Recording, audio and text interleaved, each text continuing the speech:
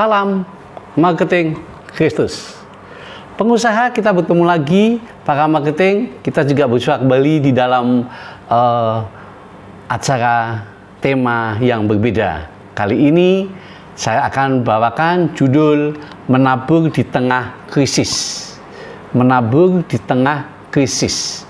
Kita sekarang tahu bahwa dengan efek yang terjadi saat ini, semua mengalami satu penurunan. Bahkan ada perusahaan yang mengalami krisis. Rupa-rupanya di dalam Alkitab itu pernah terjadi cerita seperti ini. Nah, kita akan sama-sama belajar. Ya, sekali lagi, saudara, kita semua, para marketing dan juga para pengusaha Kristus, kita akan belajar berdasarkan firman Tuhan. Itu tema ini saya ambil di dalam Kejadian 26 ayat 1 sampai 35. Nanti saudara bisa membaca, itu judulnya adalah Ishak di negeri orang Filistin. Ya.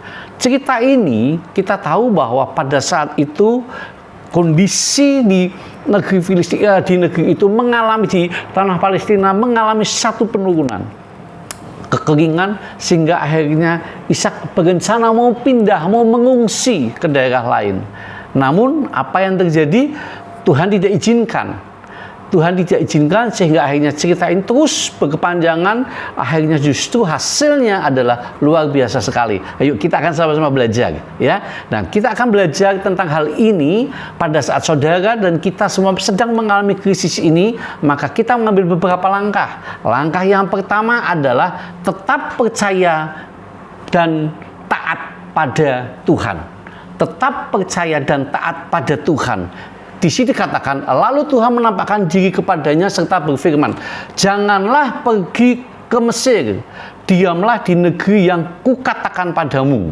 Tinggallah di negeri ini sebagai orang asing, maka aku akan menyertai engkau dan memberkati engkau, dan seterusnya. Kita lihat sama-sama bahwa Ishak dia percaya pada perintah Tuhan, dia taat pada perintah Tuhan, dia begitu menerima apa yang diperintahkan oleh Tuhan itu dengan sepenuh hati. Dan akhirnya dia memang tidak kemana-mana, dia menetap di tanah itu saat itu juga. Saudara permisa, pengusaha yang dikasihi Tuhan, kalau kita saat ini sedang mengalami krisis, kita sudah tidak berbuat apa-apa lagi, maka langkah yang pertama harus kita lakukan adalah kita tetap percaya dan taat kepada Tuhan. Itu langkah yang pertama. Karena dengan kita percaya dan taat kepada Tuhan, itulah di situ letak kekuatan kita untuk kita bersama-sama berhubungan dengan Tuhan senantiasa, dan kita mempercayakan hidup kita kepada Tuhan, mempercayakan perusahaan kita kepada Tuhan, mempercayakan pekerjaan kita pada Tuhan, mempercayakan seluruh aspek kehidupan kita kepada Tuhan. Hal yang kedua adalah dikatakan tetap bekerja melakukan tugas kita. Jadi yang pertama tadi dikatakan harus percaya dan taat kepada Tuhan. Yang kedua adalah tetap bekerja melakukan tugas kita. Tugas saudara sebagai para marketing apa? Mencari omset, tetap bekerja. Tugas saudara sebagai produsen, tetaplah. Saudara-saudara sebagai pengusaha, tetaplah bekerja sebagaimana layaknya sebagai pengusaha. Ya, itu saya ambil di Kejadian 26:12. Maka menaburlah Ishak di tanah itu, dan dalam tahun itu juga ia mendapat hasil 100 kali lipat, sebab ia diberkati Tuhan. Jadi saudara, di situ dikatakan bahwa Ishak di tengah mengalami kekeringan, dia tetap menabur. Kalimat menabur di sini artinya adalah dia tetap melakukan tugasnya dia. Dia nggak santai, dia tidak diam-diam saja karena dia sadar bahwa ini sudah musim kemarau kekeringan, lebih baik kami tidak berbuat apa-apa. Tidak, dia tetap menabur. Dia melakukan tugasnya dia sebagai pelayaknya yang dibebankan. Kalau dia sebagai profesi dia sebagai pada saat itu sebagai petani, dia lakukan, dia menabur. Tugas saudara saat ini di tengah krisis jangan hanya diam saja, jangan hanya berpangku tangan saja, taburlah, melakukan sesuatu, melakukan sesuatu. Kalau profesi saudara melakukan, tentunya saya tidak menyuruh saudara menabur, tidak. Kan profesi saudara bukan petani, ya kan? Profesi saudara adalah marketingnya carinya omset. Profesi saudara sebagai karyawan bagian produksi, bekerja di bagian produksi. Profesi saudara di bagian pengusaha, ya bekerjalah sebagai pengusaha.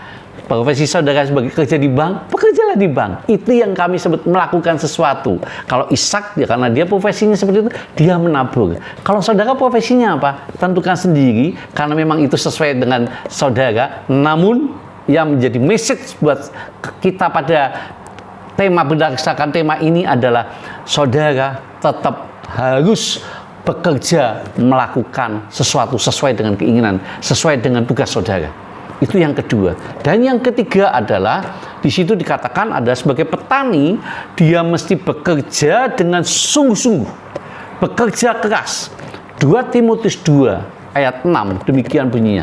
Seorang petani yang bekerja keras haruslah yang pertama menikmati hasil usahanya.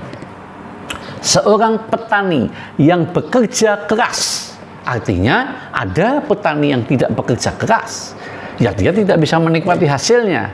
Demikian juga buat saudara pengusaha, para marketing yang dikasih Tuhan, kalau saudara ingin menikmati hasilnya di tengah krisis seperti ini, saudara mesti bekerja keras, melipat gandakan aktivitas saudara. Karena dengan bekerja keras, itu saudara akan menikmati hasilnya.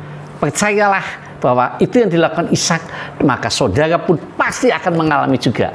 Bekerja dengan iman, bekerja keras, tidak santai, tidak leha-leha, mari saudara akan menikmati hasilnya. Saudara orang yang pertama yang menikmati hasilnya. Yang keempat, saudara, di situ katakan bahwa bekerjalah sebagai petani itu, bekerjalah dengan tekun dan sabar. Yakub 5 ayat 7 demikian. Sesungguhnya petani menantikan hasil yang berharga dari tanahnya dan ia sabar sampai telah turun hujan musim gugur dan hujan musim semi. Sebagai petani itu dia melakukan tugasnya yang sabar. Dan hal yang keempat adalah bekerjalah dengan tekun dan sabar. Tadi yang ketiga bekerja dengan bekerja keras. Yang keempat bekerja dengan tekun dan sabar. Banyak pengusaha, anak-anak para marketing, anak-anak Tuhan yang bekerja tidak dengan tekun, tidak dengan sabar. Tapi mari kita ikuti apa yang dijadikan prinsip yang dilakukan oleh Ishak, dan dia menabur pada musim krisis dan hasilnya akhirnya dia menikmati hasil berlipat-lipat. Bahkan kalau saudara nanti membaca di rumah, di situ katakan dia bertambah kaya, semakin kaya bertambah kaya.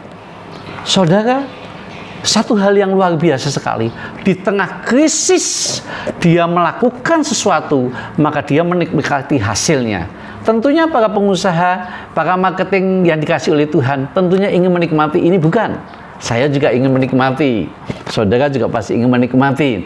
Jangan khawatir, kita mendapatkan beberapa langkah, mari kita lakukan dengan iman kita, ya, sesuai dengan apa yang menjadi kekuatan kita, yaitu iman kita lakukan bersama dengan Tuhan. Jadi yang pertama adalah saudara tetap percaya dan taat kepada Tuhan. Yang kedua, saudara tetap bekerja melakukan tugas yang saudara terima saat ini sesuai dengan profesi saudara.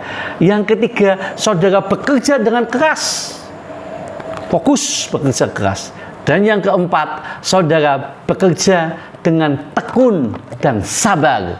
Maka berdasarkan hal ini, kita akan menikmati hasil yang luar biasa, sehingga orang sekeliling kita akan melihat di tengah krisis ini justru saudara akan semakin sukses, dan semakin sukses, dan nama Tuhan dipermuliakan. Terima kasih, sampai di sini kiranya menabur di tengah krisis ini memberikan kita added value buat kita untuk kita melakukan sesuatu bersama dengan Tuhan. Saya ucapkan salam marketing Kristus.